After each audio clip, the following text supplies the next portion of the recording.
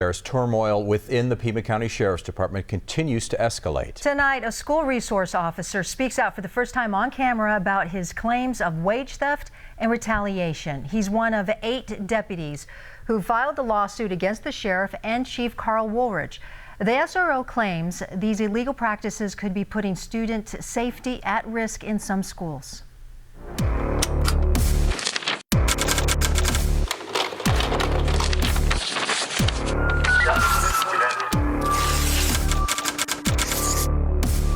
Ethics, conduct, law, codes Pima County Sheriff's deputies live by.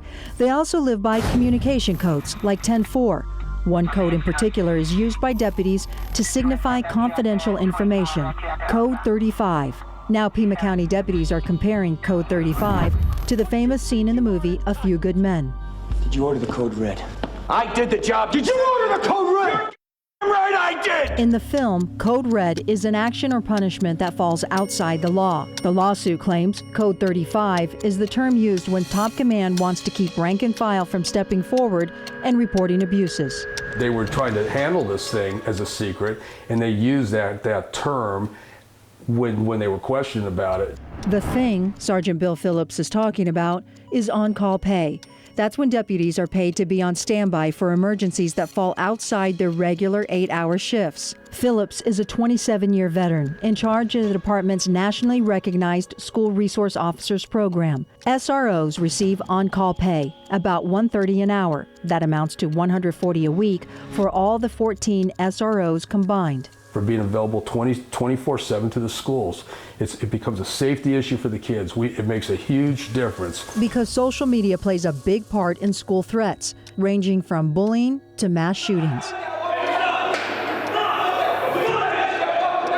Anytime there's a shooting nationwide, you have this stuff kind of going over the computer. So it may be at midnight that a kid tells his mom that something's on the computer and they're calling the principal and that sort of thing.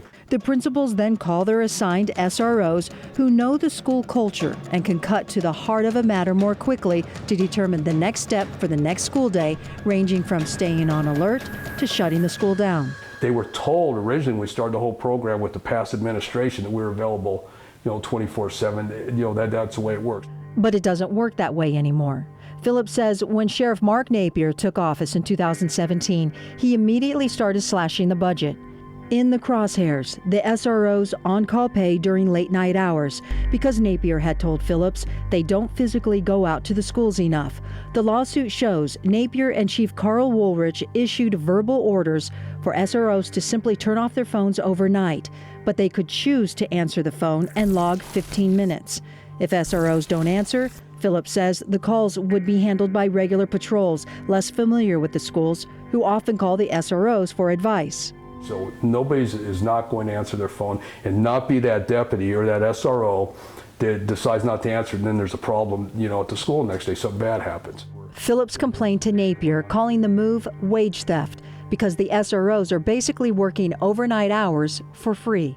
So they want us to carry a phone, be available, but say, we'll pay you if you answer the phone. They can't do that. They're not allowed to do that. They're not paying compensation. It's illegal. State and federal law says you have to pay.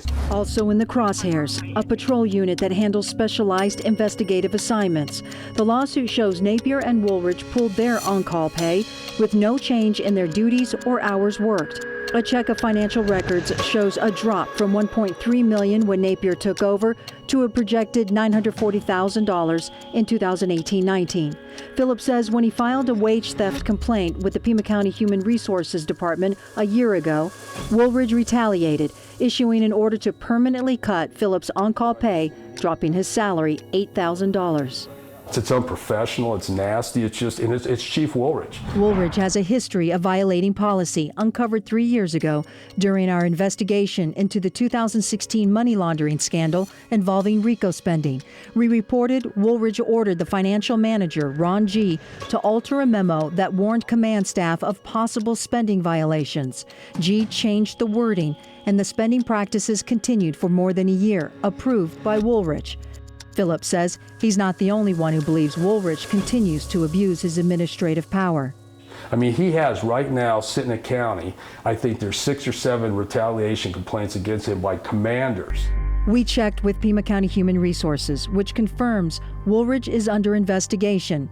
Take a look at this emailed response. Currently, there is a pending investigation. However, it is not concluded, and therefore there are no records subject to disclosure at this time.